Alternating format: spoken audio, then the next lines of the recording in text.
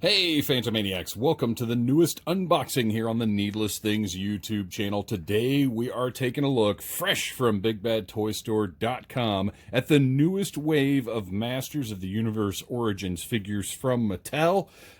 Maybe wave 4 or 5. I can't keep track of who's in which wave or whatever, but it doesn't matter because we see Hordak, Stratos, Triclops, and Ninjor, and we're going to open them all up and check them out and see how they hold up to the Masters of the Universe legacy, I guess. And I want to start with Ninjor because he's a ninja, and ninjas are awesome. You can see your classic packaging. I absolutely love that Mattel brought back this old packaging style. This really long card back looks great. It's eye-catching. The classic art is wonderful. You can see at the top here, new for 21. Modern posing, retro play, Ninjor, evil ninja warrior. It just looks great. It's so eye-catching in the store because these primary colors look so different from anything else that's out right now. It's just a really nice look. And with the newer figures, you know, everywhere you go now has He-Man and Skeletor. They're plentiful, so anytime you see a different character, it really catches your eye on this card back. So it's fantastic. And then, of course, on the back, they went the extra mile and have all new art that's reminiscent of the classic card backs. You've got Clamp Champ and King Randor. Ninjor's attacking them. And you see a little bio, or a little, not even a bio, but just a little description of action up there. If I can get the thing to focus. There we go. Ninjor uses uncanny stealth abilities to spy on and surprise attack the heroes of Eternia. And then modernizing and celebrating the original Masters of the Universe action figures, Masters of the Universe Origins gives you the power to pose Eternia's greatest warriors as retro-style figures or in new action-packed battle positions. Battle positions? That's a little weird. And then you've got your cross-sell on the back here featuring, you know, He-Man and Skeletor are going to be evergreen. They're going to be plentiful, so they're always there. And then you've got the new figures. You know, there's no wave 4 on this, and that's fine by me because just as new figures come out, they'll freshen this up. I would love if the card backs featured everything, but man, I'm just glad we've got a cross-sell at all. It's really wonderful. And then we see Ninjor's weapons, accessories, his posability. This is the best card back of the modern era, really, because to me, kids go in a store. As a matter of fact, the other day I went in and there were 2 Ninjors on pegs, and that was it, which is really weird that he's left behind. But ninjas maybe aren't quite what they were in the 80s when I was growing up as a kid. But you go in, you get Ninjor, and then you can see, oh, here's who else is in the wave too. So it's just, I don't know, it's great. This is the way to market toys. So let's open this guy up, take a look at him, and see what's going on with the figure. We know I'm not going to get too deep into the articulation and stuff because I've done these on here before. We all know what they are. Ooh, this is interesting, though. This is new. So we have a little sheet here that describes how these parts can be switched out, because that's one thing that not everybody knows about this line is that these parts are interchangeable. So you can put Ninjor's arms on Triclops' body or vice versa, switch things around, make them all, like, it's a fun part of play that, to me, this is a toy line. It's not necessarily a collector's line, although it is, but it's a toy line, and I think that's great. So I like this. I like this little piece of paper that tells you something. It's much better than the pieces of paper that Hasbro includes with theirs anyway. You've got a little comic book here that tells you a little something about, gives you a little story, a little narrative for Ninjor. It looks like he's stealing the staff of, is it Avon? I feel like staff of Avon is maybe not an ancient artifact to be revered and feared. Yeah, the Emerald Staff of Avion. So it's not makeup supplies there. It is Avion, which is, of course, Stratos is one of the bird people of Avion. Sorry, I'm from the 80s. Avon was a big thing back then. But great art, fantastic storytelling in here.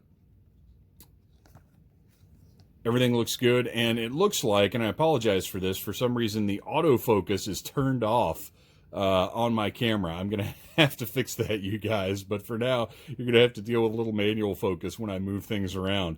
I'm not sure what happened, but I've already opened up a figure, and I'm too deep into this to stop now. All right. I am always trying to find new ways to make these videos better, and apparently one of the new things I did turned off my autofocus.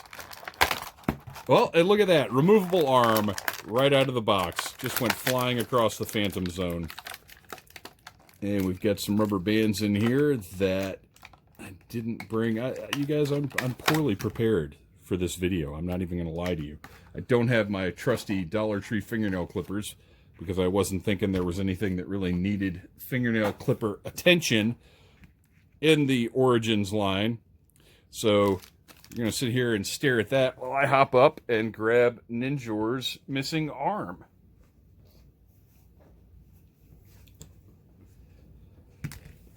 And there we go. Sometimes, and this is one of the hazards, sometimes maybe these parts are a little too easily removable, but I haven't found it to be. Now, see, that's in there. It's just in the package. Maybe it was not assembled as securely. Looks good, though. We're fine. You can see that. I mean, these parts stay on nicely.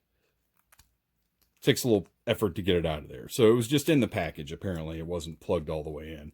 He looks awesome. If you remember Ninjor from the original line, he had a soft goods top with the little screen printed iron-on type logo here. This one uses a plastic one, which I prefer. I love soft goods, but in this instance, I think the plastic creates a better look. He's got the great demon or reptile villain feet. Look great. I'm a big fan of the way that Mattel figures out how to use... Damn it.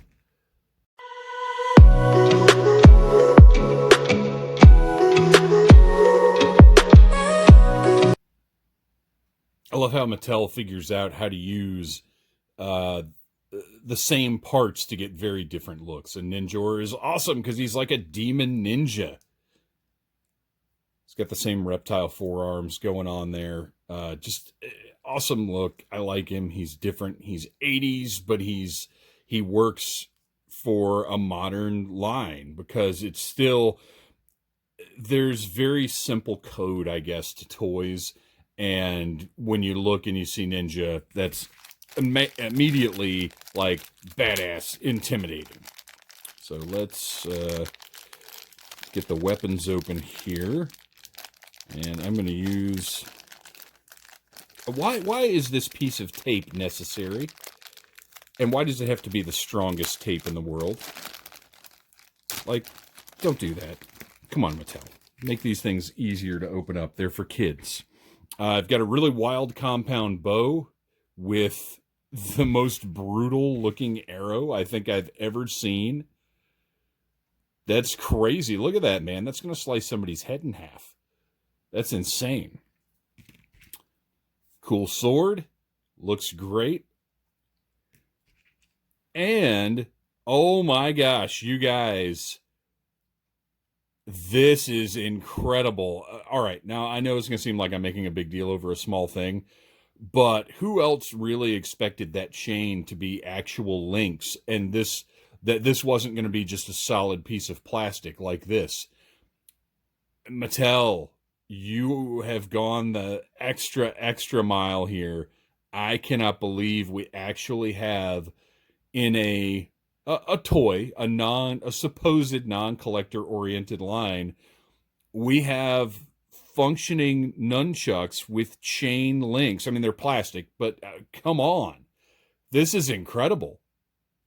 You guys, I love this so much. I could do a whole video about toy nunchucks and how disappointing it is when it's just that with no flexibility.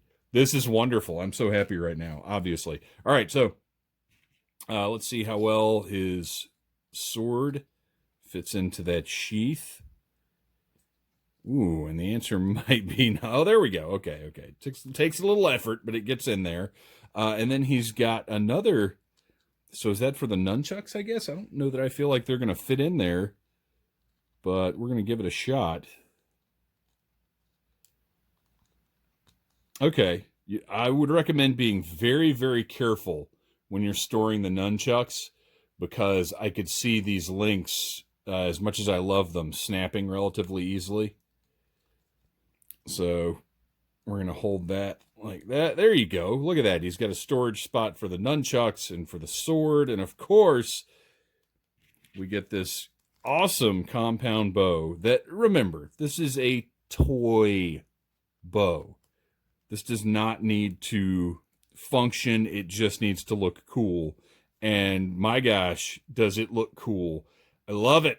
I love it. I'm not even that huge of a fan of Ninjor. I love ninjas, but like Ninjor was not even really in my awareness when I was a kid.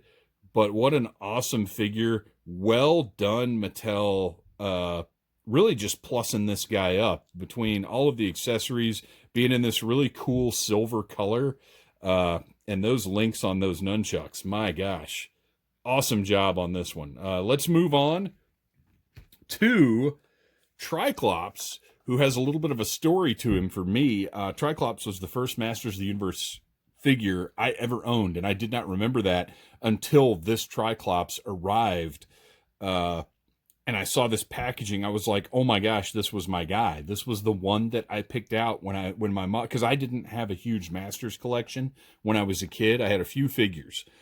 And when Mom let me venture outside of my Star Wars and G.I. Joe realm, this was the Masters figure that I chose. Triclops, evil and sees everything.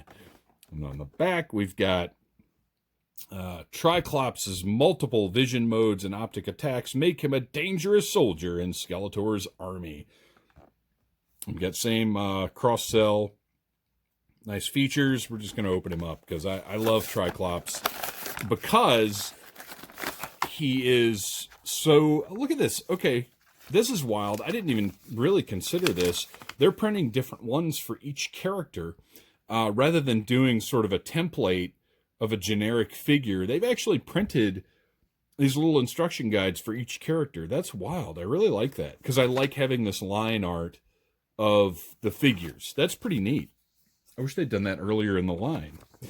So he's got the same comic book. That's a theme across the waves, is they all have the same comic that they come with. Triclops, in my opinion, and this is me because I'm just a huge fan of Triclops, so I don't know if everybody would feel this way. He could have been a deluxe figure. I would not have had a problem with him being one of the slightly pricier ones, which, if you don't know, these are $15 each. The deluxe figures are $20.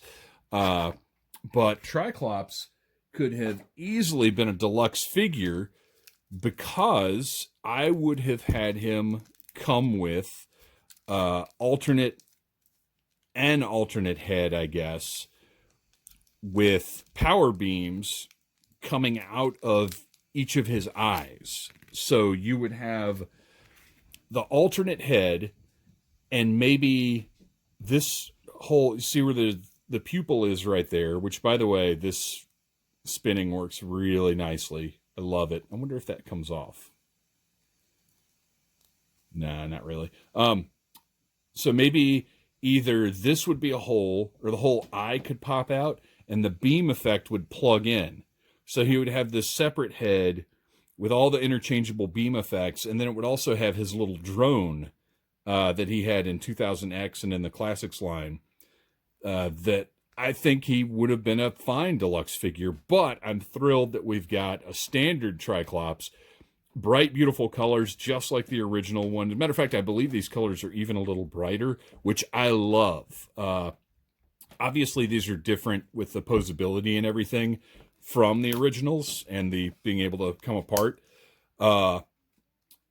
But visually, they're different too, which is part of the reason why I'm so into collecting them, because they have a different visual presentation on the shelf obviously from the classics, but from the originals as well. Triclops looks great. Look at that face. Look at those gritted teeth. He's so angry. What an awesome, look at the different eyebrows over each one. So he's got a unibrow for those, but then he's got 2 separate eyebrows for that one. Bizarre. And then he's got his signature sword, which was always my favorite Masters of the Universe sword, that has some black schmutz on it there. I don't know what's going on there. I'm going to try and clean that up, obviously. But I loved Triclops' sword because it was the longest, the coolest, and the greenest sword in Origins, in Masters of the Universe. And I always just thought it looks really awesome. Fits in the hand really nicely. It's got that little guard right there, just like the original one had. And then he's got the storage for the sword on his back. A little wonky there. Kind of leans a little bit. I would prefer it to go the other way, like that. But whatever. It's still storage. And, I mean, on the shelf, he's going to have that sword in his hand anyway, so it doesn't matter. Looks great. Great sculpting. This is... From here to here, these are just He-Man parts, but they've colored them differently. They've given him this wild, crazy head, very unique, different armor with the eye motif going on right here. And then the he's got the 1, 2, 3 lines right there. Just looks great. Looks awesome. Fantastic update. And we're going to move on to Stratos, because goodness knows Stratos is not going to be closing this thing out.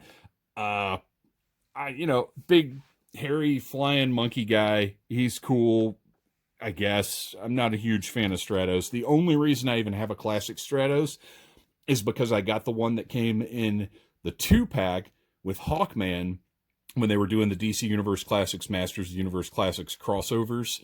And I needed that Hawkman figure. That's the only reason I have a classic Stratos. And I mean, I don't want to, I don't want to be too negative about old Stratos here, but he's just not one of my favorite guys. Leader of the heroic bird people of Avion, Stratos watches over Eternia from high in the sky. And you can see, you can see the 3 towers back there from the monorail, the Eternia playset. That's very interesting. But then you can also see some of the bird people. I would love to get figures of these guys. I mean, honestly, these just repaints of Stratos, no big deal. And then we've got the female up here. Very cool.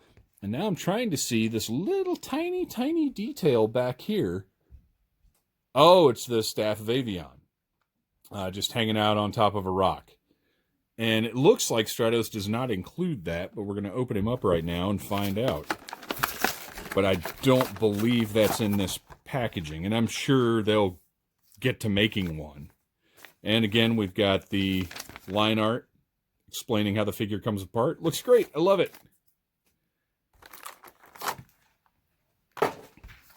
I think part of not being the biggest fan of Stratos is that his whole setup doesn't quite work for me logically, and I understand that's a ridiculous thing to say when we're talking about Masters of the Universe, but like his little arm wings are like, come on. They did a better job with them in the 2000X line, I think. I really, they're longer, they look like more functional, and I get that they're basically directional. Like, that's his steering, and the jetpack is actually the source of his flight. Oh my gosh, these are teeny tiny. Wow, that's interesting.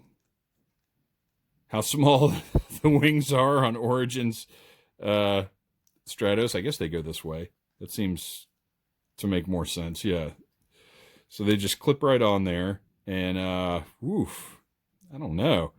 And honestly, I'm not sure I've ever seen a vintage Stratos in person, so I don't know how these wings size up. Gosh, I feel like I've got them on wrong. But that can't be right, can it? That looks better, but I feel like that is not how flying works. but none of this is how flying works, so I don't know what to do. Yeah, I guess that looks better. That looks a lot better, actually. But it seems like they should go the other way. But whatever. He's got his jetpack. He's got his harness. He's got his goofy monkey face with his beard. He's got the beast body with the hair. I mean, he looks great. For Stratos, let's move on. Finally, we're going to close things out with Hordak, the ruthless leader of the evil horde. More gorgeous art on the hardback. Hordak vows vengeance as he marches his evil horde into battle to conquer all of Eternia. And we can see all of the evil horde up there. You've got a horde trooper, a couple of horde troopers. You've got Grizzlor, Leech, what's his face? Multibot, Mechanic. No, none of those things. Mantena, and this stupid guy whose name I can't remember right now, but I do know that he warmed shelves in the 80s forever and ever and ever. Oh my gosh, Bo Brown's going to be so mad at me right now for not being able to remember his stupid name. So anyway, we've got our cross-sell. Let's open Hordak up, and I can feel ashamed for not remembering the name of the guy whose parts you can take apart and put back together in many different ways. So he's got the same comic, which seems weird to me that this is based more around Ninjor. Well, there's Hordak. He's in there. Triclops is in there. So I guess you got everybody. I'll read that later and see how great it is. But I've loved the little mini comics. Looks awesome. And we already know that we're getting a Hurricane Hordak deluxe figure in the line, which is great. Oh, look at that Horde crossbow. I love it.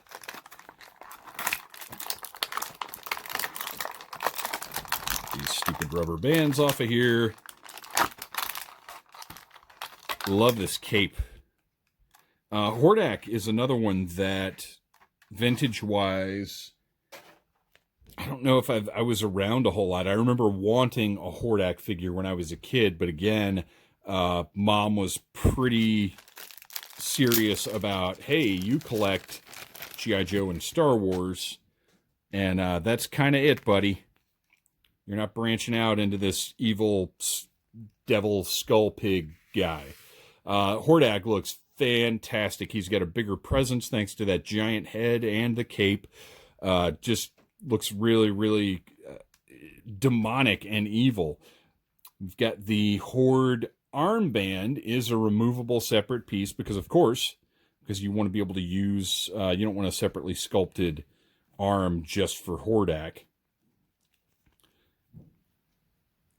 Look at the detail on that face. Just mean and nasty, but also simple in a weird way. Like they've retained the simplicity of the design. It's not overly done.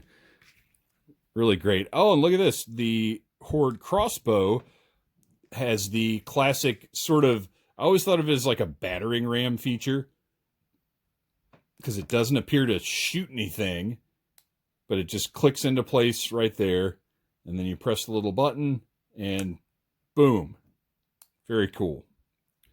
And that clips onto his arm. So we've got his brilliant, I wonder what where did the decision to make that bright white come from? Like, why not black or red or gray or any of his other colors as opposed to this brilliant white? And then we have, this is horrifying. So this is supposed to be an actual little creature, I guess, and not just a shield or something. What a nightmarish vision from the realm of the evil horde, from the Fright Zone, I guess. So that will go around his arm, and that should just clip right through there. And I'm not sure we're going to make this happen. Oh, there we go. Got it. So his little buddy just sits right there. There's a lot going on with Hordak. This is just horrifying. Looks awesome, though. Great Hordak figure. Very excited to have it. And I will definitely get the deluxe Hordak as well. So, Stratos, Triclops, Ninjor, and Hordak all opened up, ready to go. Tons of posability. They look great. Fantastic figures. I'm thrilled to add them to the collection. Thanks for watching. Thanks for enduring this installment's weird technical difficulties. And please like, subscribe, share, and no more weird technical difficulties in the future as I learn every day how to make better and better videos. Thanks, you guys.